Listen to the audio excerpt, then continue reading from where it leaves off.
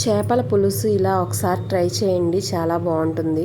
ముందుగా పాన్లో 5 స్పూన్ల ఆయిల్ వేసి అది వేగిన తర్వాత ఉల్లిపాయ ముక్కలు, పచ్చిమిర్చి ముక్కలు వేసుకుని వేగనివ్వాలి. అవి వేగిన తర్వాత 1 స్పూన్ పసుపు, 2 స్పూన్ల అల్లం వెల్లుల్లి పేస్ట్ వేసి బాగా వేగనివ్వాలి.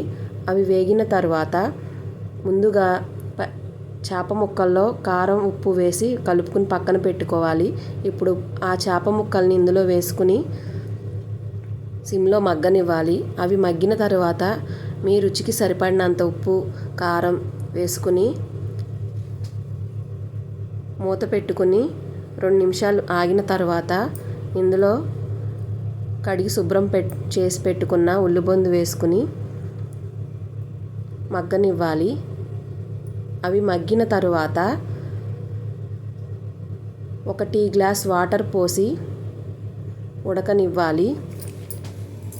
ముందుగా చింతపండు రసాన్ని ఇప్పుడు వేసుకుని అందులో ఉడకనివ్వాలి.